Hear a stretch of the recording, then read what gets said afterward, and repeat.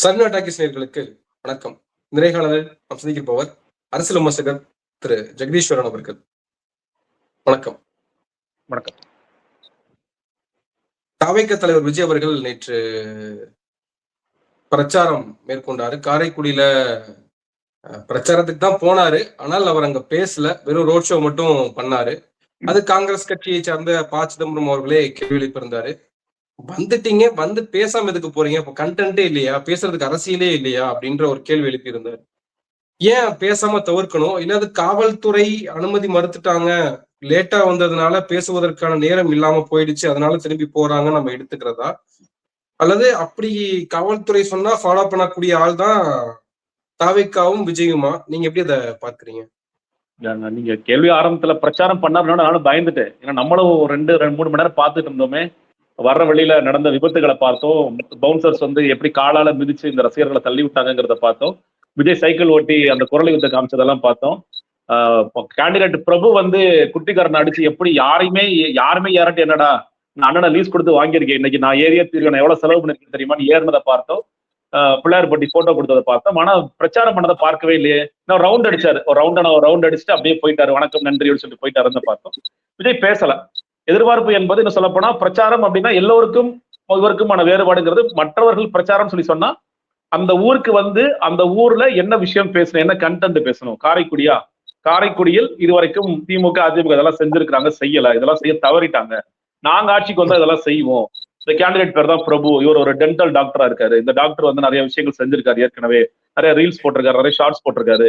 இவர் மாதிரியான அற்புதமான எங்க கட்சியில ஷார்ட்ஸ் போடுறது, ரீல்ஸ் போடுறது ஆளே கிடையாது. இது மாதிரி ஏதாவது சொல்லி அவருக்கு வாக்கு பிரச்சாரம் எல்லாம் செஞ்சு அவரை வந்து வணக்கம் வைக்க சொல்லி, இதுக்கப்புறம் நாங்க ஒட்டுமொத்தமா தேர்தல் அறிக்கையில நாங்க இதெல்லாம் செய்ய போறோம்னு சொல்வது பிரச்சாரம். ஆனா விஜய் பிரச்சாரத்தை எப்படி புரிஞ்சுட்டு இருக்காருன்னா, நம்ம சார்ட்டர்ட் ஃபிளைட்ல வந்து இறங்கணும், அங்க வந்து நம்மள நிறைய பேர் வந்து நெருக்கி தள்ளணும், அதுல எப்படியாவது கஷ்டப்பட்டு கார்ல ஏறணும், அதுக்கப்புறம் ஃபாலோ பண்ணிக்கிறதுனால ஒரு கும்பல் நம்மளை ஃபாலோ பண்ணிட்டே வரும். அது அடிபட்டாலும் சரி, அது செத்தாலும் சரி, அதை பத்தி நம்ம கண்டுக்காம அதை கடந்து வந்துகிட்டே இருக்கேன். ஒரு நாள் ஒரு ஷூட் முடிஞ்சிருச்சு, அது கடந்து வரணும். அதற்கு பிறகு எவ்வளவு ஸ்லோவா எங்கெங்கெல்லாம் போக முடியுமோ அவ்வளவு ஸ்லோவா போகணும். ஸ்லோவா போயிட்டு அந்த இடத்துல வந்து நம்மகிட்ட கண்டென்ட் இருக்கா இல்லையாங்கிறத பொறுத்து 5 நிமிஷமா 2 நிமிஷமாங்கிறத பேசணும். முடிச்ச உடனே எவ்வளவுக்கு எவ்வளவு ஸ்லோவா வந்தோமோ அவ்வளவுக்கு அவ்வளவு ஆப்போசிட்டா வேகமா போய் 6 மணிக்குள்ள எப்படியாவது நீலாங்கரை போய் அடைஞ்சிடணும். இதுதான் விஜயோட டெய்லி பிளான். நான் முதலே சொன்னேன், நீங்க விஜயோட இந்த பிரச்சாரம் எப்படி இருக்க போகின்றது, ஒரு நாள் பிரச்சாரம் 2 நாள் ஓய்வு, இதுதான் விஜயோட திட்டம். நீங்க ஆரம்பத்துல அப்படிதான் இன்னைக்கு வரைக்கும் அப்படிதான் நடந்துகிட்டு இருக்கு. இப்ப கூட சில பேர் இல்லைங்க, இந்த கொஞ்ச நாளா அவர் வந்து நிறைய பர்மிஷன் எல்லாம் வாங்குறாரு. ஆமா, பர்மிஷன் வாங்குறாரு. முதல்ல ஃபர்ஸ்ட் என்ன சொன்னீங்க? நாங்க கேட்டோம். என்ன கேட்டீங்க? பர்மிஷன் கேட்டீங்க. கொடுத்தாங்களா? இல்ல கொடுக்கல. வாழைப்பழ கதை மாதிரி நாங்க பர்மிஷனே கொடுக்கல. எங்களை பர்மிஷன் கொடுத்தாலும் எங்களை வந்து கடைசி நேரத்துல கிளம்பி போன்னு சொல்றாங்க, ரத்து பண்றாங்க. இதை நீங்க கதை சொல்லிட்டே இருந்தீங்க. தேர்தல் ஆணையர்லாம் தேர்தல் நடத்தும் அலுவலரை பார்த்தாங்க, அதுக்கப்புறம் டெல்லிக்கு போறோம்னு சொன்னாங்க, இப்பெல்லாம் போனாங்க. இன்னைக்கு ஆபீசர்ஸ் டிரான்ஸ்பர்ஸ் எல்லாம் நம்ம ஒரு பக்கம் பார்த்துட்டு இருக்கோம். இப்பொழுது விஜய் கேட்கின்ற இடத்தில் எல்லா இடங்களிலும் என்ன கேட்டாலும் கொடுக்குறாங்க. சாலை வளம் போகணுமா, சாலை வளம் போய்க்குங்க. பொதுக்கூட்டம் போகணுமா, பொதுக்கூட்டம் போய்க்குங்க. பிரச்சாரத்துக்கு இவ்வளவு நேரம் வேணுமா, அவ்வளவு நேரம் எடுத்து கேட்ட நான் கொடுக்குறோம். 2 to 3 மணி. எல்லா தலைவர்களுக்கும் உள்ள வேறுபாடு, எல்லா தலைவர்களும் ஒரு நாளைக்கு 8 இடம் கவர் பண்ணணும், மேக்ஸிமம் 10 இடம் கவர் பண்ணணும் அப்படிங்கிற ஒரு நோக்கத்துல போயிட்டு இருக்காங்க. இப்போ முதலமைச்சர் ஸ்டாலின் பார்த்தீங்கன்னா காலையில வந்து வாக்கிங் போகும்போது ஒரு குரூப்பை கவர் பண்ணணும், அதுக்கப்புறம் இடத்துல கூட்டம் போடணும், அதுக்கப்புறம் பேசணும். 11 மணிக்கு மேல நல்லா உச்சி வெயில் வந்துருச்சு, பிரேக் எடுத்துக்குவோம். பிரேக் எடுத்துட்டு மக்களையும் போட்டு வதக்கி கூடாது, நம்மளும் இதாக கூடாது. ஒரு 4 மணிக்கு அடுத்த கூட்டத்தை போடுவோம். சாயந்தரம் 6 மணிக்கு ஒரு பெரிய பிரம்மாண்டமான பொதுக்கூட்டம், எல்லா வேட்பாளர்களையும் மேடையில ஏத்துறது, அவங்கள பத்தி பேசுறது, பாஜக குறித்தான விஷயங்களை சொல்றது, அதிமுக ஏன் வாக்களிக்க கூடாதுன்னு சொல்றது, நமக்கு ஏன் வாக்களிக்கணும்னு சொல்றது, அப்படியே ஒரு ஃபார்மெட்ல இருக்காரு. எடப்பாடி பழனிசாமி பல நேரங்களில் கேரவன்லேயே போயிடுறாரு. காலையில வந்து அவர் வெயில் பார்க்காம அவரும் ஓடிட்டு இருக்காரு. கனிமொழி ஓடிட்டே இருக்கிறாங்க. உதயநிதி ஸ்டாலின் ஒரு நாளைக்கு 8 இடம் போறாரு, 10 இடம் போறாரு. அன்புமணி ராமதாஸ் போறாரு. சீமான் அவர் கலரே மாறி போயிடுச்சு பார்க்கிறோம். தொண்டை போயிடுச்சு, முகம் போயிடுச்சு, அதை தாண்டி அவர் கத்திட்டே இருக்காருங்கிற பார்க்கின்றோம். அன்புமணி ராமதாஸ், தினகரன், பிரேமலதா விஜயகாந்த் எல்லோரையுமே வந்து எல்லாருக்கும் என்ன இருக்கிறது ரொம்ப கம்மியான நாட்கள். 234 தொகுதி நம்ம எவ்வளவுதான் கஷ்டப்பட்டாலும் 234 தொகுதி போக முடியாது அப்படின்னு அவங்களுக்கெல்லாம் ஒரு மனக்கவலை. தலைவனுக்கு வந்து என்னது 24 தொகுதி போடுமானா? 24 தொகுதியில என்னால போக முடியாது, அவ்வளவு எல்லாம் போக முடியாது. மேக்சிமம் என்னால வந்து ஒரு 6-7 தொகுதி போகலாமா அப்படிங்கறதான் விஜயோடைய கவலையாக இருக்கின்றது. அதனால இப்ப பிரச்சாரத்துக்கு நீங்க அனுமதி கொடுத்தா, நீங்க முன்னாடி நிறைய இடங்கள்ல நிறைய பேட்டிகள்ல சொல்லிருக்கீங்க, அவர் தேர்தல போட்டியிடுறதாகவே ஐடியாவே இல்ல, அவர் தேர்தல போட்டியிடுற ஐடியா கிடையாது அப்படின்னு நீங்க சொல்லியிருந்தீங்க. ஆனால் அவர் தேர்தல்ல போட்டியிடுறாருன்ற செய்தி வந்த பிறகு நிறைய பேர் சொன்னாங்க, யாரோ சொல்லிட்டு இருந்தாங்களே தேர்தலே போட்டி போட மாட்டாங்க, பாருங்க வந்துட்டார் களத்துக்கு, இதெல்லாம் பொய்ன்னு தெரிஞ்சுதா, எல்லாமே பொய்யா பேசிட்டு இருக்காங்கன்னு தெரிஞ்சுதான்னு நிறைய பேர் விமர்சனம் பண்றாங்க. அப்ப அதையும் நம்ம பார்க்கிறோம் இல்லையா? நிறைய நிச்சயமா விஷயங்கள் அவர் பாக்குறேன். பிரேக் நான் நான் பண்றாருல. நான் நான் நான் கண்டிப்பா நான் அதை நானே ஒத்துக்கிறேன். நான் சொன்னது தவறாயிடுச்சு. நான் அதை வந்து மனப்பூர்வமா நான் வந்து அதை ஒத்துக்கிறேன். நீங்க ஏன் விஜய் போட்டியிட்டார்? நீங்க விஜய் மட்டுமல்ல, எல்லா தொகுதிகளிலும் நீங்க கேண்டிடேட்ஸ் எல்லாம் பார்த்திருக்கலாம். பல தொகுதியில் ஆட்களே கிடைக்கல. இங்க பல தொகுதியில் ஆட்கள் கிடைக்காம கடைசி நேரத்துல அதிமுக இருந்து வந்தவங்க, பாஜக இருந்து வந்தவங்க, அதிமுக ஒன்றிய செயலாளர்கள், இப்படி யாரு பேர் தெரியாதவங்க, அவங்களோட பேக்ரவுண்ட், நம்ம இதை சொன்னோம் நிறைய தடவை, பேக்ரவுண்டே தெரியாம பல நேரங்களில் விஜய் சிக்கிக்குவாரு. கஞ்சா கேஸ்ல இருக்கிறவரு, பாலியல் புகார்ல சிக்கினவரு, நீங்க வந்து ஜோசியம் பாக்குற அம்மா, இப்படி நிறைய பேரை போட்டாங்க. இப்படி எல்லாம் போடும் பொழுதும் விஜயம் சார், நீங்க ஏற்கனவே இந்த மாதிரி ஒன்று போனுச்சுன்னா இது ஒட்டுமொத்தமா கேம்பெயினே காலி ஆயிடும். இப்ப நீங்க நில்லுங்க. விஎஸ் பாபு போன்றவங்க என்ன சொல்றாங்கன்னா, சார் நீங்க நில்லுங்க, பெரம்பூரே சரியான கான்ஸ்டிடுவன்சியா இருக்கும், ஏற்கனவே அதை பத்தி எனக்கு தெரியும், நான் வந்து ஹெல்ப் பண்றேன்னு சொல்லி அவர் சொல்றாரு. ஒரு தொகுதியா வேண்டாம், 2 தொகுதியா நம்ம எடுத்துக்கலாம். திருச்சி கிழக்குல நம்ம வந்து கிறிஸ்டியன்ஸ் அதிகமா இருக்கிறாங்க, கேஸ்ட் நியூட்ரல் ரிலிஜியஸ் நியூட்ரலா இருக்கக்கூடிய விஜய், இல்ல கிறிஸ்டியன்ஸ் அதிகமா இருக்கிற தொகுதியும் சூஸ் பண்ணிக்கலாம், அவங்களும் ஒரு பிளான் போட்டு கொடுக்குறாங்க, அது போடுறாங்க. அவர் நிக்கலாம், நான் ஒத்துக்கிறேன். நான் வந்து இல்ல நான் நான் அந்த கருத்துல நான் சொன்ன தவறுங்கிறத நான் மனப்பூர்வமா ஏத்துக்கிறேன். அவர் நின்னுட்டார். ஆனா நின்ன பிறகு எல்லாரும் சொன்னது என்ன கேட்டீங்கன்னா, தொடர்ச்சியாக பிரச்சாரத்துக்கு போறாரு. ஆதவருக்கு நான் சொன்னது என்ன, சிபிஐ ஆபீஸ் வந்து வெளியே வர்றோம், எஸ்ஓபி முடிஞ்சிருச்சா, முடிஞ்சிருச்சு, இனிமேல் நம்ம பிரச்சாரத்துக்கு போற தடை இருக்கா, எந்த தடையும் இல்லை, இனிமேல் எல்லாமே எலெக்ஷன் கமிஷன் கட்டுப்பாடு தான், அவங்க என்ன சொன்னாலும் அதை நம்ம வந்து கேட்டுக்குவோம், நம்ம தொடர்ச்சியா நடக்கும். இப்பங்க நம்ம இப்ப இந்த நம்ம பேட்டி ஆரம்பிக்கும் முடி பாலாஜி 3 செய்தி பார்க்கிறேன். கலவரப்பேட்டை கும்மிடி பூண்டியில் நாளை பிரச்சாரத்திற்கு கேட்டிருந்த பிரச்சாரத்தை ரத்து செய்யார். யார் செய்வது? தேர்தல் ஆணையமா, இல்ல ஸ்டாலின் போலீஸா, இல்ல விஜய். ஏன்பா கும்மிடி பூண்டிக்கு பிளைட் இருக்கா, இல்ல வெய்ய அடிக்குது, அப்ப கேன்சல் பண்ண, ரைட். கடலூர்ல 9ஆம் தேதிக்கு கேட்டிருந்தார். அதற்கு பிறகு என்ன சொன்னாங்க, 9ஆம் தேதி வித்தியாசமான, ஏங்க கடலூர் பாண்டிச்சேரி பார்டர்ல இருக்குங்கிறது இன்னைக்கு உலக அதிசயம் தான் கண்டுபிடிச்சிருக்கீங்களா? கடலூர் உனக்கு என்ன அந்த திரைப்பட மாதிரி, அண்ணே நீங்க பார்டர் தாண்டி பாண்டிக்கு வந்து வந்தீங்கன்னே, இது கடலூரே இல்ல, நீங்க போய் நீ ஓட்டு கேட்க கூடாதுன்னு யாரும் சொல்ல போறாங்களா? கடலூர் பார்டர் எது, பாண்டிச்சேரி பார்டர் எதுனே தெரியாம தான் நீ வளர்ந்துட்டு இருக்க. கடலூர்னா கடலூர்ல போய் நின்று ஒரு மத்திய பாயிண்ட்ல போய் பேச போறோம். கடலூர்ல இருக்கிற சுத்தி நெய்வேலி இருக்க, மற்ற ஊர்கள் இருக்க, அந்த ஊரை போய் பிரச்சாரம் பண்ற. தேர்தல் ஆணையம் தான் சொன்னாங்களா, தம்பி பாண்டிச்சேரியில எலெக்ஷன் நடக்குதுப்பா, கடலூர் பக்கம் வந்துடாதுன்னு யாரும் சொன்னாங்களா? நீங்க வித்தியாசமான ஒரு காரணத்தை கண்டுபிடிச்சு, இல்ல 9ஆம் தேதி இங்க தேர்தல் நடக்குது, கேன்சல் பண்ணீங்க. என்னைக்கு மாத்துனீங்க? 11ஆம் தேதி மாத்துனீங்க. இன்னைக்கு என்ன தேதி? 11. இன்னைக்கு பண்ணீங்களா? இல்ல இன்னைக்கு எனக்கு ரெஸ்ட் வேணும், இன்னைக்கு நான் கேன்சல் பண்ணிடுறேன், ரைட். 2ஆவதா? 3ஆவது செய்தி, கன்னியாகுமரியில வந்து அவரு பொதுக்கூட்டத்துக்கு பர்மிஷன் கேட்டிருக்காருன்னு சொல்லி சொல்றாங்க, அதுவும் ரத்து பண்றாங்க. இது ஏன் ரத்து பண்றீங்க? என்ன பிரச்சனை உங்களுக்கு? சாலை வளம் மட்டும் நான் போவேன். ஏங்க சாலை வளம் போறது எனக்கு தேர்தல் பிரச்சாரம் பண்றீங்களா, இல்ல நீங்க வந்து சர்க்கஸ்ல ஏதோ சிங்கம் மாதிரி நீங்க கூட்டிட்டு போயிட்டு இருக்காங்க? யுக்தியை கையாளுறாங்கல்ல. இப்ப நிறைய ரீல்ஸ் எல்லாம் பார்க்க முடிஞ்சது இன்ஸ்டாகிராம்ல. பாத்தீங்களா அந்த கூட்டத்தை பாத்தீங்களா? இந்த கூட்டத்தை பார்த்துதான் பயப்படுறாங்க. எம்ஜிஆருக்கு பிறகு நிறைய பேர் சொல்றாங்க, எம்ஜிஆருக்கு பிறகு விஜய்க்கு தான் இவ்வளவு பெரிய மக்கள் கூட்டம், ஒரு இளைஞர்கள் கூட்டம் வராங்க அப்படின்னு சொல்ற போது அதுவும் ஒரு ஸ்ட்ராட்டஜியா தானே பயன்படுத்தப்படுது. இதுங்க கரெக்ட் தான். நீங்க தூத்துக்குடி கூட்டத்தை தான் நீங்க சொல்றீங்கன்னு நினைக்கிறேன். அதான் பிரம்மாண்டமான கூட்டமாக காண்பிக்கப்பட்டது. அந்த கூட்டம் நான் சொல்றேன், நான் எங்க ஊர்ல இருந்து வண்டி போச்சு, புதுக்கோட்டையில இருந்து வண்டி போச்சு, திருச்சியில இருந்து வண்டி போகுது, தஞ்சாவூர்ல இருந்து வண்டி போகுது. நமக்கு தொடர்புல இருக்கிற எல்லா வேன் ஓனர்ஸ் எல்லாத்தையும் பேசும்போது எல்லா ஊர்கள்ல இருந்து வண்டி அனுப்புறாங்க, பஸ் அனுப்பிச்சிருக்காங்க, எல்லாம் பண்ணிருக்காங்க. நான் எதுக்காக இந்த கிரௌட் ஆர்கனைஸ், கரூர்ல இதே மாதிரி ஒரு ஆர்கனைஸ் பண்ணாங்க. முப்பெரும் விழாவை தாண்டி நம்ம ஒரு கூட்டத்தை காமிக்கணும்னு சொல்லிட்டு அன்னைக்கு முதல்ல எனக்கு போன் பண்ணி பேசியார், சென்னை சேர்ந்த மாவட்டத்தை சேர்ந்தவர். அண்ணே என்னங்க பண்ணிட்டு இருக்கீங்க, சென்னையில இருந்து ஆள் கூப்பிட்டாங்க, ஏங்க சென்னை சொல்றீங்க, தூத்துக்குடியில இருந்து ஆள் நின்றுருக்காங்க கரூர்லன்னு சொல்லி சொன்னார். திருநெல்வேலி, தூத்துக்குடி எல்லா ஊர்ல இருந்து ஆர்கனைஸ் பண்ணாங்க. அதே மாதிரி புஷி ஆனந்த், நீங்க ஒண்ணு இல்லைங்க, காரைக்குடி எடுத்துக்கங்களேன். மதுரையில நீங்க இறங்கும் போது யார் பண்ண பெரிய கிரௌடு பாக்குறோம். மதுரை விஜயன் நிக்கிறாரு, சிடிஆர் நிர்மல்குமார் நிக்கிறாரு, மதுரை பொறுப்பாளர்கள் நிக்கிறாங்க, இதெல்லாம் வந்துட்டே இருக்கு. ஒரு பாயிண்ட்டுக்கு மேல காரைக்குடியில ஊருக்கு வந்தபோது ஏன் கிரௌடு இல்ல? எங்க போச்சு அந்த கிரௌட் எல்லாம்? ரோட்லயும் கிரௌடு இல்ல, நீங்க பின்தொடர்ந்து வந்த கிரௌடு காணாம போயிடுச்சு. ஏன் சொல்லிட்டாரா விஜய், அப்பா பின்தொடராதீங்கன்னு சொன்னீங்க, உடனே இவ்வளவு நேரம் கேட்காத ஆச்சரிய குறிகளை உடனே கேட்டு கலைஞ்சு போயிட்டாங்களா? ஏன்னா ஒரு பாயிண்ட் வரைக்கும் நீங்க கிரௌட பக்காவா அரேஞ்ச் பண்றீங்க. நான் மறுபடியும் சொல்றேன், Bussy Anand is an excellent organizer. எந்த இடத்துல கிரௌட காமிச்சு எந்த வடை சொல்லணுங்கிறது அவருக்கு தெரியும். அப்போ இதை வந்து மெயின் ஸ்ட்ரீம் மீடியாட்ட கரெக்டா சொல்லி இதை பார்க்க பெரிய கிரௌடா மாத்துங்கன்னு சொல்லி டெவலப் பண்றாங்க. கிரௌடு எல்லா ஊர்களிலும். ஏன்னா இன்னொன்னு, இந்த ஆர்கனைஸ்டு கிரௌடு பொதுமக்கள் நிச்சயமாக அந்த கூட்டத்துக்குள்ள போய் சிக்கிக்க மாட்டாங்க. அதாவது ஒரு மாதிரி விஜய்க்கு வாக்களிக்கலாமா வேணாமா நினைக்கிறவங்க கூட இந்த கிரௌட்ல போய் சிக்கி சீரழிஞ்சிரும், நம்ம போவே கூடாது. இந்த கிரௌட் ஆர்கனைஸ் பண்றாங்க. இன்னொன்னு, வண்டியில துரத்துற பசங்க எல்லாமே விஜய் கட்சியோட நிர்வாகிகளாக இருக்கிறவங்க, விஜயோட தீவிர தொண்டர்களாக இருக்கிறவங்க, அவங்க மட்டும் தான் ஆர்கனைஸ் பண்ணி அவங்க போயிட்டே இருக்காங்க. அப்ப அவர்களுக்கு ஒரு மிகப்பெரிய சிக்கலோ பிரச்சனையோ இல்லை. ஊருக்குள்ள வந்ததுக்கு பிறகு நீங்க பாக்கல, காரைக்குடியில அந்த இடத்துல கிரௌட பெருசா ஆர்கனைஸ் பண்றாங்க. எந்த இடத்துல ஆர்கனைஸ் பண்றாங்க, எந்த இடத்துல கூட்டம் நடக்கும் போது அந்த இடத்துல பெருசா ஆர்கனைஸ் பண்றாங்க, பேரிகேட் எல்லாம் போட்டு ஆர்கனைஸ் பண்றாங்க. இதற்கு பெரிய அளவுல இவங்க வந்து சில நேரங்கள் பணமும் செலவழிக்கப்படுகிறதாலாம், பணம் எல்லாம் கொடுக்காம தானா சேர்ந்த கூட சொல்லிட முடியாது. சில இடங்கள் நடக்குது, சில இடங்கள்ல வந்து தானா இயல்பாக விஜய் பார்க்கணும், விஜய்ங்கிற ஒரு நடிகரை பார்க்கணும் அப்படிங்கிறதும் நடந்துகிட்டு தான் இருக்கு. ஒட்டுமொத்தமாக இது வந்து விஜய்க்கு பயங்கரமான மாஸ் இருக்கு, விஜய்க்கான நீங்க ஓட்ஸ்ல பாருங்க, நான் மறுபடியும் சொல்றேன், இந்த ஒட்டுமொத்த மாசமே ஓட்டு போடும். ஏன்னா இது எல்லாரும் வெவ்வேறு ஊர்கள்ல இருந்து வந்த கும்பல் எல்லாமே வெவ்வேறு ஊர்களை வாக்களிக்க தான் செய்வாங்க. அந்த வாக்குகளும் பெரிய பெரிய ப்ரொஜெக்ஷன் சொல்றாங்கல்ல, 26%, 27%, அதை நோக்கி போகாதுங்கிறத நான் சொல்றேன். நான் பேச வந்த பாயிண்ட், இப்ப மூணு இடத்துலயும் பர்மிஷன் கேன்சல் பண்ணாங்க. யாரு பண்ணாங்க? விஜய் பண்ணிட்டார். ஏன் விஜய் பண்ணிட்டாரு? ஏன்னா அவருக்கு இந்த ஃபார்மட் தான் பிடிச்சிருக்கு. ஒரு நாள் பிரச்சாரம், 2 நாள் ரெஸ்ட், இந்த ஃபார்மட்ல தான் நான் இருப்பேன். இதை மீறி என்ன கூப்பிடாதீங்கப்பா, இது மீறி நான் வேணும்னா நான் பொம்மை அனுப்பிச்சு விட்றேன், பொம்மை அனுப்பிச்சு விட்டுருங்க. இன்னொரு பாலாஜி, இப்ப நான் கேள்விப்படுறது என்னன்னா, இப்ப எப்படி சில வேட்பாளர்களால விஜய வந்து கூட்டிட்டு வர முடியுது, சில வேட்பாளர்களை கூட்டிட்டு வர முடியலன்னா மறுபடியும் காசு விளையாடுதுன்னு சொல்றாங்க. இப்ப காரைக்குடி பிரபுனால கூட்டிட்டு வர முடியுது, ஆனா மற்ற ஊர்கள்ல இருக்கிறவங்களால கூட்டிட்டு வர முடியல. இப்ப பர்வேஸால கூட்டிட்டு வர முடியும், புதுக்கோட்டை நடக்கும், ஏன்னா பர்வேஸ் செலவு பண்ணுவார். அப்போ பொம்மையை லீஸ்க் எடுக்கிறவன் பொம்மையை லீஸ்க் எடுத்துக்கோ, விஜய் லீஸ்க் எடுக்கிறவன் விஜய் லீஸ்க் எடுக்கிறோம் விட்டாங்க இன்னைக்கு. அதான் நடக்குது.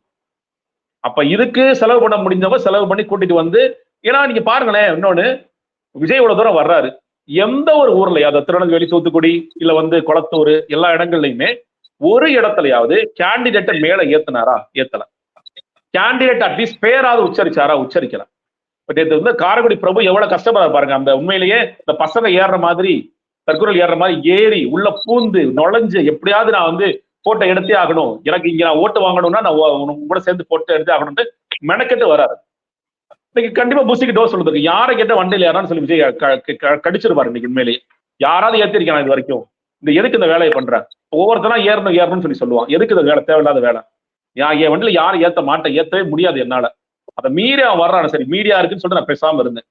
அப்போ இத கூட உங்களால், நீங்க ஆனா சொல்ற வசனம்லாம் என்ன, எல்லாத்தையும் திறந்து வாரானே, எல்லாத்தையும் மறந்து வாரானே, புரியலையே. ஏங்க நீங்க சீமான் சொல்றேன், சீமான் வந்து முகமே மாறிடுச்சு. இவர் விஜய் இந்த கை டான் ஆயிடும் சொல்லிட்டு ஃபுல் ஹேண்ட் போட்டுக்கிறாப்ல. இவர் தான் எல்லாத்தையும் திறந்து வராரு, எல்லாத்தையும் உங்களுக்காக எல்லா வழிகளையும், வெயில தாங்க முடியல அங்க, எல்லாத்தையும் மறந்துட்டு வராரு அவரு.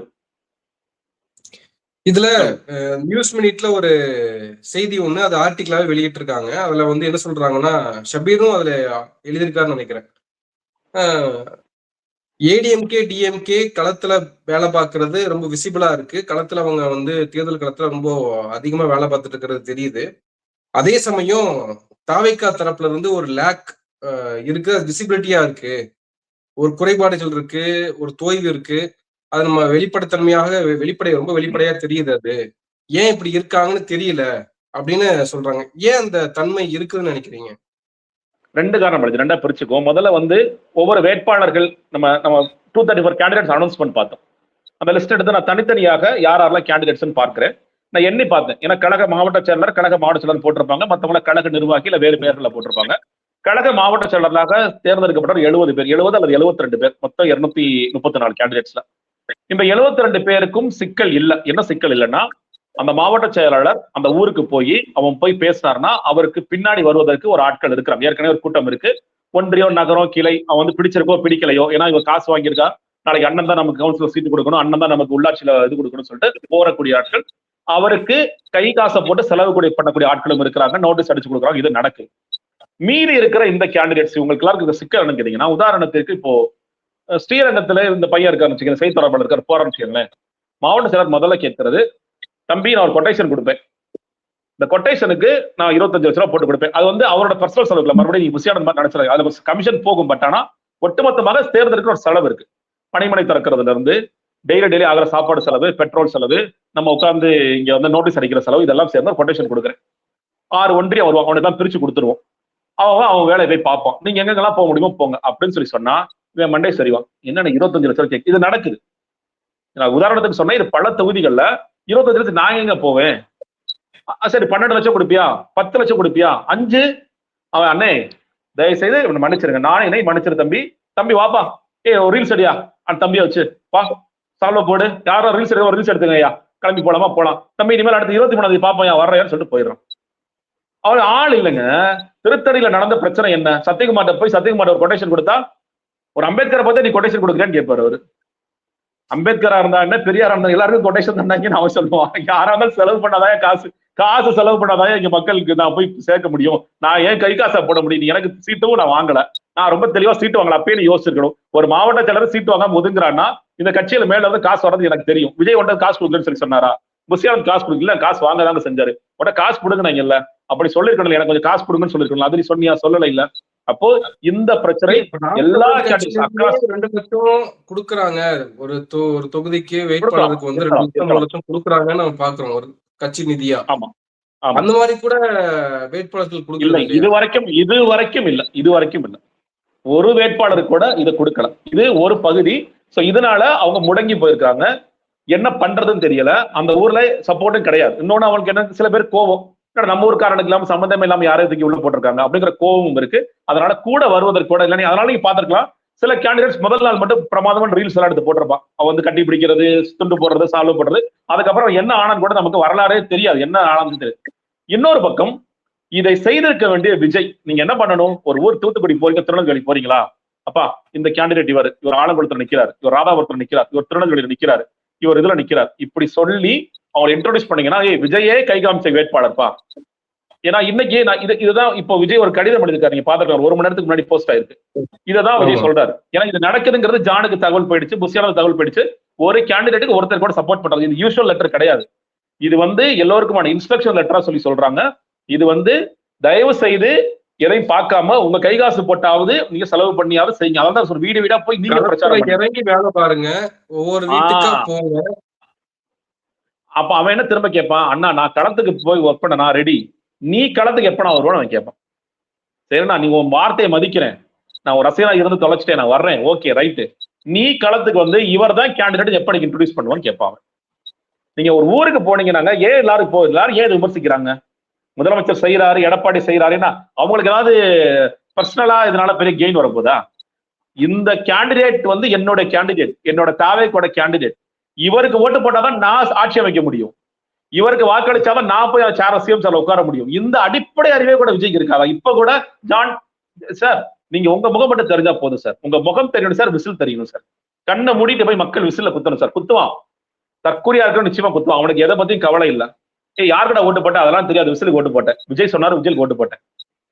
தற்கொலை பண்ணுவாங்க, நிச்சயம் பண்ணுவாங்க. படித்தோ படிக்காதவங்களாம் இங்க எந்த வேறுபாடும் கிடையாது. எனக்கு விஜய் பிடிச்சிருக்கு, விஜய் விசில குத்த சொன்னார், குத்துறாரு. அவருக்கு சொல்றான் இல்லையா, விஜய் சொல்ற நான் கரெக்டா எடுத்துக்குவேன், என் குடும்பத்தின் தலைவன் பாத்துக்குவேன்னு சொல்றான் இல்லையா. அந்த மாதிரி நாட்கள் இருக்கதான் செய்யறாங்க இந்த கும்பல்ல.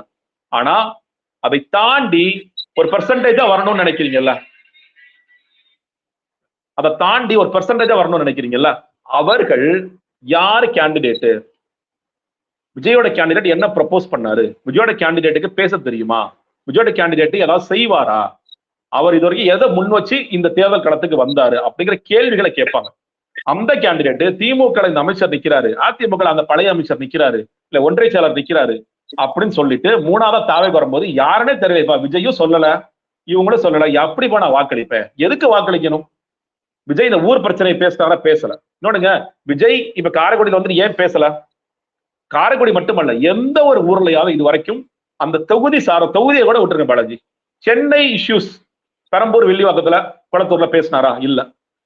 திருநெல்வேலி, தூத்துக்குடி இஷ்யூஸ் பேசுறாரா? திருநெல்வேலி இஷ்யூஸ் பேசினாரா? பேசல. காரைக்குடி வந்து வாயை முடிட்டு போயிட்டாரு. இந்த நாளைக்கு வந்து இப்ப உதாரணத்துக்கு புதுக்கோட்டையும் புதுக்கோட்டை இஷ்யூஸ் பேசுவார் அவரு.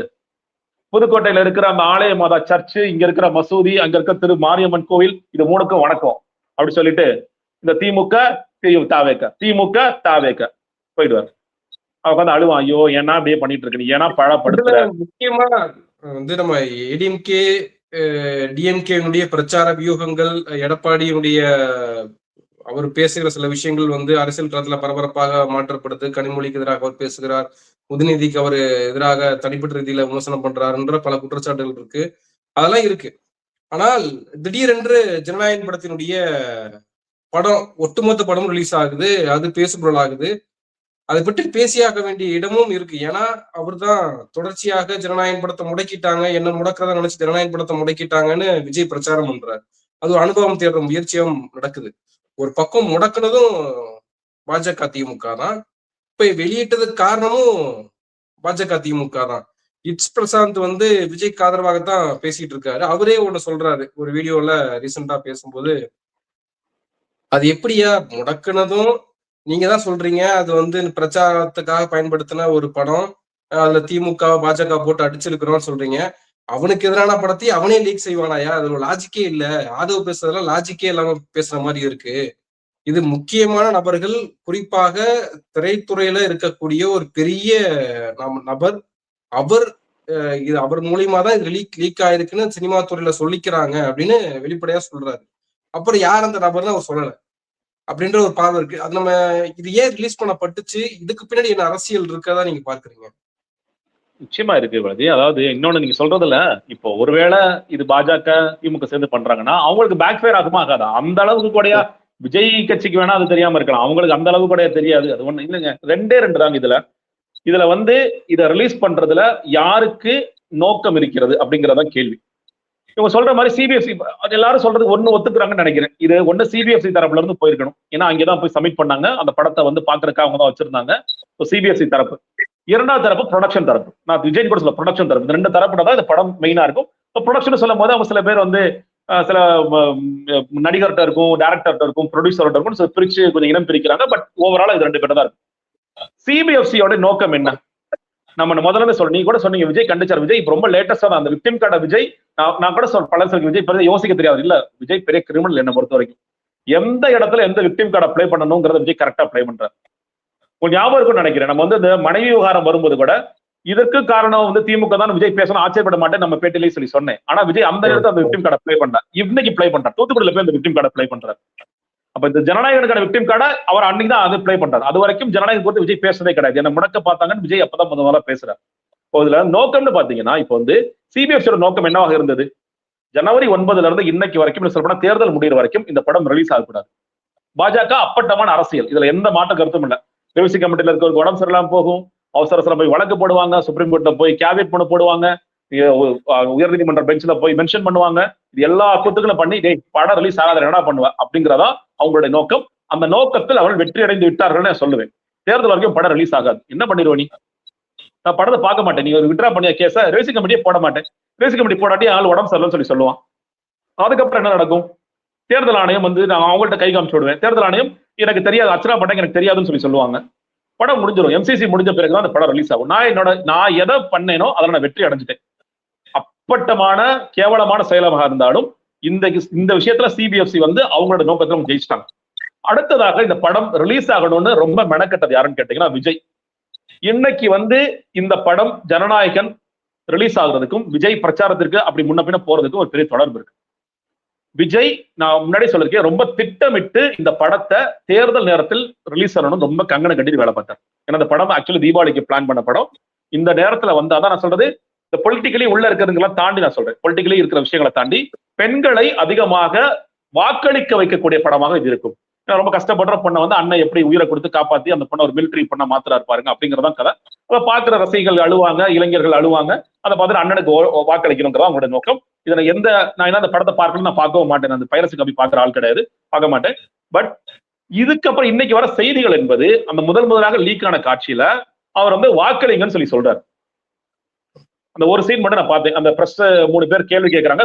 கேள்வி கேட்கும் போது நீங்க வந்து ஆனா இதுக்கு என்ன பண்ணணும்னா ஒரு மாற்றம் வேணும் வாக்களிங்க. சோ அரசியல் ரீதியா பண்றாரு. அதுக்கு பிறகு எம்ஜிஆர் ரெஃபரன்சஸ் வருதுங்கிறாங்க, டிவிக்கு ரெஃபரன்சஸ் அதிகமா வருதுங்கிறாங்க, நிறைய அரசியல் தொடர்புடைய விஷயங்கள் நிறைய இருக்குன்னு சொல்லி சொல்றாங்க. அப்போ complete out and out political டூலா இதை விஜய் யூஸ் பண்ண பார்த்தார். அதை யூஸ் பண்ண முடியல. விஜய் வந்து இந்த படம் மட்டும் வந்து விஜய் சொன்ன விஷயம் இந்த படம் வந்துருச்சுன்னா இது 100 பிரச்சாரத்துக்கு சமம். நான் பிரச்சாரத்துக்கு போக வேண்டிய அவசியமே கிடையாது. நீ சொல்ற மாதிரி ஒரு 4 பாயிண்ட்ல வேலையை முடிச்சுட்டு போயிடுவேன். இந்த படம் வந்துச்சுனாலே போதும், அது போதும், அதான் பிரச்சாரம். இது என்ன அதை தாண்டி நான் பெரிய பிரச்சாரம் பண்ண போறேன் அப்படிங்கிறதா விஜய் நோக்கமா இருந்தது. விஜய் ரொம்ப மெனக்கெட்டார். நீங்க வந்து எம்சிசி ஆனா கூட அப்ப கூட எப்படி ரிலீஸ் பண்ண முடியுமான்னு ரொம்ப மெனக்கெட்டாங்க. அதனாலதான் கேஸை ஒரு சமயத்துல விட்ரா பண்ணாங்கன்னா நடுவில் ஒரு பெரிய குழப்பம் இருந்தது. நீங்க வந்து சுப்ரீம் கோர்ட்ல வந்து ரிஜெக்ட் ஆன பிறகு நீங்க போய் உங்க ஊர்ல பாத்துன்னு சொல்லிய பிறகு கேஸை நடத்துவோமா இல்ல விட்ரா பண்ணுவோமா பெரிய குழப்பம் இருந்தது. அதற்கு பிறகு விஜய் தான் முடிவு பண்ணி விட்ரா பண்ணிடுவோம்.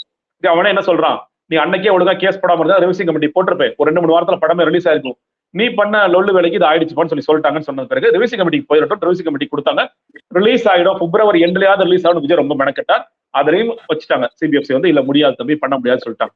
அப்ப அர்ச்சனா பட்நாயக் அவங்களும் கை வரிச்சிட்டாங்க. அப்ப என்ன பண்றதுன்னு தெரியாம இந்த படத்தை எப்படி கொண்டு போய் மக்களிடம் சேர்ப்பது அப்படின்னு ஒரு பெரும் குழப்பத்தில் இருந்தது விஜய் தரப்பு. கூடுதலான தகவல், இந்த படத்திற்கான கோ ப்ரொடியூசர் ஜெகதீஷ் பழனிசாமி, விஜய் கூடவே வாழ்ந்து கொண்டிருக்கின்ற கோ ப்ரொடியூசர் தான் வந்து அவர் தான் ரூட் ஜெகதீஷ் இருக்கார்.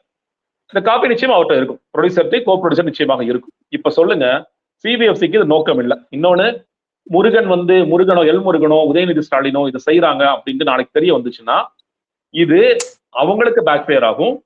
சிபிஎஃப்சிங்கிற ஒட்டுமொத்த நிறுவனத்தின் மேல மிகப்பெரிய ஒரு பழிச்சொல்லா மாறும். ஏற்கனவே இந்த அரசியல் ரீதியான பழிச்சொல்கள் இருக்கு. இப்போ நான் நாளைக்கு உன்னை நம்பி எப்படி நான் ஒரு படத்தை சப்மிட் பண்ணுவேன்னு ஒரு கேள்வி வரும் சிபிஎஃப்சி நோக்கி. உண்மையிலே சிபிஎஃப்சி இந்த பழியை தொடர்ச்சி ஆகணும். மற்ற பள்ளிகளாம் துடைக்க மாட்டாங்க, அவங்க வந்து அரசியல் சார்போட தான் இருப்பானுங்க. ஆனா ஒரு படம் வந்தா என்ன பாதுகாப்பா இருக்கும் அப்படிங்கறத இங்க தொடர்ச்சி ஆகணும். டெக்னிக்கலி பார்க்கும் பொழுது அந்த படத்துல சொல்றது இது எடிட் காப்பியா அந்த மாதிரி வருது, எடிட் ரெஃபரன்ஸ் 14/1/2026 வருது. சிபிஎஃப்சிக்கு போறதுக்காக அந்த ஃபிலிம் சர்டிபிகேஷன் இதெல்லாம் வரல, அதனால அந்த வாட்டர் மார்க் எல்லாம் இல்ல அப்படின்னு சொல்றாங்க. அப்போ சிபிஎஃப்சிக்கான நோக்கமும் இல்லை, சிபிஎஃப்சி இதை செய்திருக்க வாய்ப்புகளும் இல்லை. பட் ஸ்டில் சிபிஎஃப்சி இதை ப்ரூவ், நான் என்ன பொறுத்தவரைக்கும் சிபிஎஃப்சி இதை ப்ரூவ் பண்ணணும்னு நினைக்கிறேன். விக்டிம் கார்டை பெருசா பிளே பண்ணிட்டு இருக்காரு. அப்போ இப்ப இந்த படத்தை பார்க்க வைக்கணும்னு விஜய் நினைச்சது போய் நடந்துருச்சு. எல்லாரும் விஜய் ரசிகர்களே படத்தை பார்க்காதன்னு சொல்லி எல்லாரும் படம் பார்த்துட்டான். இதுல பார்த்தது பூரா விஜய் ரசிகர்கள் தான். அந்த படத்தை பார்த்து சில பேர் ஷார்ட்ஸை கட் பண்ணி போடுறான், பார்க்காதீங்க பைரசி பண்ணாதீங்கன்னு சொல்லிட்டு அவனே வந்து வாட்ஸ்அப்ல பரப்புறது, டெலிகிராம்ல பரப்புறதுன்னு எல்லா வேலைகளையும் அவன் தான் பண்றான். ஒரு நோக்கம் நிறைவேறிச்சு, படத்தை வந்து கொண்டு போய் சேர்த்தாச்சு, எல்லாத்தையும் போய் சேர்த்தாச்சு. அதே நேரத்துல இன்னொரு 4 நாள் 5 நாள் கழிச்சு நடக்க போகின்ற கூட்டத்தில் விஜய் சொல்லுவார், பாருங்க கடைசியா திமுகவும் பாஜகவும் சேர்ந்து என்னுடைய படத்தையே லீக் பண்ணிட்டாங்கன்னு சொல்லுவார். இந்த விக்டிம் கார்டை விஜய் அழகா பிளே பண்ண சொன்னேன் இல்லையா. மனைவி விஷயத்த எந்த கூட்டத்துல பேசணும், ஜனநாயகன் விஷயத்தை எந்த கூட்டத்துல, தேர்தலுக்கு ரொம்ப க்ளோஸா போகதான் சார் இதெல்லாம் வந்து பேசணும் அப்படிங்கிறதுல ரொம்ப கிளவரா பிளான் பண்ணி வேலை பார்க்கறாங்க ஜானு ஆதவும். இன்னொன்னு, இவ்வளவு நாட்கள் ஆதவ் இல்ல அந்த கட்சியை சேர்ந்த யாராவது ஜனநாயகன் குறித்து பேசியிருக்கிறாங்களா? விஜய் 2 இடத்துல பேசினார். விஜய் வந்து அரசல் புரசலாக முதலமைச்சர் சார் கூட நமக்காக ஆதரவா பேசினார், அவருக்கெல்லாம் ஒரு நன்றி, ரொம்ப பூசி மொழிகி பேசினார், நன்றின்னு சொல்லி சொன்னார். அதற்கு பிறகு என் படத்துக்கு பிரச்சனையா, எனக்கு என்ன பிரச்சனை, உங்களுக்கு தானே பிரச்சனைன்னு சொல்லி சொன்னார். எந்த இடத்திலும் பேசாதவர் திருநெல்வேலி கூட்டத்துல தான் முதலாக விஜய் பேசுகிறார். ஆதவ் ஒரிஜினா பேசியதே கிடையாது. ஏன்னா அந்த கட்சியில வந்து ஒரு பேன் பண்ணிருந்தாங்க, நீ சிபிஎஃப்சி குறித்து எங்கேயும் பேசக்கூடாது, எல்லோருக்கும் செய்தி தொடர்பாளர்களுக்கு கொள்கை பரப்பு செயலருக்கு ஒரு பெரிய பேனே இருந்துச்சு. அதை உடைச்சு இந்த ஆதவ் ஒரிஜினா டக்குன்னு இந்த படம் இங்கிட்டு லீக் ஆகுது, இங்கிட்டு பேசுறாரு, அதுல உதயநிதி கொண்டு வந்து கனெக்ட் பண்றாரு, எல்முருகன் கனெக்ட் பண்றாருன்னா இவனுங்க வந்து எவ்வளவு பெரிய கிரிமினலான குரூப்னு பாருங்க, எவ்வளவு பெரிய கிரிமினல் குரூப்னு பாருங்க. சோ நீங்க கரெக்டா வந்து இந்த விக்டிம் கார்டை இப்போ ஆதவ் ஒரிஜினா ஸ்டார்ட் பண்ணி விட்டார். விஜய் ஒரு 4-5 நாட்கள் கழிச்சு இந்த விக்டிம் கார்டை பிளே பண்ணுவார், அழுவார், கண்ணீர் வடிப்பார். எத்தனையோ படங்களுக்கு எவ்வளவோ சிரமங்கள் ஏற்பட்டு இருக்கிறது, எவ்வளவு படங்களை வந்து சின்ன சின்ன பாட்டுகளை ரிலீஸ் பண்ணிருக்காங்க, சீன்ஸ் ரிலீஸ் பண்ணிருக்காங்க. என்ன ஆரம்ப காலத்துல இருந்து என்ன எவ்வளவு முடக்கிறதுக்கு முயற்சி பண்ணாங்க, கடைசியா அந்த கோட் வரைக்கும் என்ன முடக்க முயற்சி பண்ணாங்க, திமுக சதி பண்ணாங்க, பாஜக சதி பண்ணாங்க. ஆனா என்னோட ஒட்டுமொத்த படத்தையே ரிலீஸ் பண்றது இதுதான் முதல் முறை. இப்படி இவ்வளவு கீழ்த்தரமா போவாங்கிறது தெரியாது. அதுக்கு யார் காரணம் நான் சொல்ல வேண்டிய அவசியம் இல்லை, உங்களுக்கே தெரியும் அப்படின்னு சொல்லி முடிச்சிருவார். அப்போ இதே காடை மறுபடியும் பேசி பேசி பேசி மக்களை முட்டாள் நினைச்சுக்கிட்டு இந்த வேலைகளை விஜய் தொடர்ச்சியா செய்து கொண்டேதான் இருப்பார். ஏப்ரல் 20 வந்து செங்கல்பட்டு உயர்நீதிமன்றத்துல சங்கீதா தொடர்ந்த வழக்கு விசாரணைக்கு வர இருக்கிறதாக செய்திகள் வந்திருக்கு. அவங்க பிரஸ் மீட் எல்லாம் கொடுப்பாங்க அப்படின்னு சில ரூமர்ஸ் எல்லாம் இருக்கு. அது ஒருவேளை நடந்தால் இல்ல வந்து அந்த வழக்கு விசாரணையை பத்தி வெளியில வந்தா அதுல என்ன நடக்கும்னு நினைக்கிறீங்க? அதனுடைய நியூஸ் எப்படி இருக்கும்னு நினைக்கிறீங்க? இல்லைங்க, எனக்கு தெரிஞ்ச சங்கீதாவும் பிரஸ் எல்லாம் சந்திக்கலாம் மாட்டாங்க. அவங்க வந்து இந்த வழக்கை சுமூகமா முடிச்சுட்டு போகணும் அப்படிங்கிற மட்டும்தான் அவங்க நோக்கமாக இருக்கின்றது. விஜய் இன்னும் யோசிச்சுட்டு தான் இருப்பார், இது ஆஜராகிறது நமக்கு பெனிஃபிட்டா, ஆஜராகாம தவிர்க்கிறது பெனிஃபிட்டா அப்படிங்கறத பார்ப்பாரு. இல்ல இது ஆஜரானாலும் இதை எப்படி ஒரு விக்டிம் கார்டை பிளே பண்றது அப்படிங்கறத அவர் மனசுல யோசிச்சுட்டு இருப்பாரு. இன்னொன்னு, நீங்க அதே தேதியில் அடுத்த தேதிகள்ல விஜய் இந்த 20ஆம் தேதி எல்லாம் பிரச்சாரம் போவார். இது ஒரு காரணம் ஆயிடுச்சுல. இப்போ 20ஆம் தேதி நான் கோர்ட்டுக்கு போனாலும் போகாட்டே காரணம் ஒண்ணு வந்துருச்சு, அன்னைக்கும் பிரச்சாரத்தை தவிர்க்கிறதுக்கு. 21ஆம் தேதி போனாலும் நான் திரும்ப வர்றது கஷ்டமாயிடும் சொல்லிட்டு 21ஆம் தேதி மேபி ஒரு வீடியோக்கு ஒரு பிளான் பண்ணிட்டு இருப்பாங்க இவங்க எல்லாரும். கடைசியா ஒரு வீடியோ, ஆனா கண்ணீரோட ஒரு வீடியோ பண்ணும், கரூரில் நம்ம எப்படி நம்மளை முடக்கினாங்க, ஜனநாயகங்கள் எப்படி முடக்கினாங்க, படத்தை எப்படி பண்ணாங்க அப்படி கண்ணீரோட வீடியோ. அந்த ப்ரிப்பரேஷன்ல விஜய் மோஸ்ட்லி இருப்பார். ஸோ அதனால இந்த ஒருவேளை கோர்ட்ல போய் ஆஜராகிறாரு, அது ஒரு பெரிய பேசு பொருளா மாறுது, பெரிய கூட்டம் வருது, தள்ளுமுண்டு வருதுன்னா அதையும் இதை எப்படி கனெக்ட் பண்ணி விக்டிம் கார்டு பிளே பண்றதுக்கான வேலைகளை பார்ப்பார் விஜய். அந்த விஷயத்த பண்ணுவார். அதை பயன்படுத்துறதுக்கான எக்ஸ்ட்ரீமா கடைசியா இருக்கிற ஆயுதம் அது. கடைசி நேரத்துல கடைசியான ஒரு ஆயுதம் இருக்கு, அந்த ஆயுதத்தை எப்படி பிரயோகிப்பது அப்படிங்கிற விஜய் செய்வார். திரு சங்கீதா அவர்கள் எனக்கு தெரிஞ்சு கோர்ட்டுக்கு வந்தாலும் வந்துட்டு அவங்க வந்து அநேகமாக யாரையும் பார்க்காம இல்ல வந்து பிரச தவிர்த்துட்டு போகக்கூடிய வாய்ப்புகள் தான் இருக்கு. அவங்கள பொறுத்த வரைக்கும் இந்த வழக்கை எவ்வளவுக்கு எவ்வளவு விரைவா முடிச்சு தனக்கு ஒரு நீதி கிடைச்சா அவங்க பேசாம கிளம்பி போலாம் அப்படிங்கிற மூட்ல மட்டும் தான் அவங்க இருக்கிறாங்க. நன்றி, நிறைய விஷயங்களை தெளிவுபடுத்திருக்கீங்க. உங்க நேரத்துக்கு மிக்க நன்றி.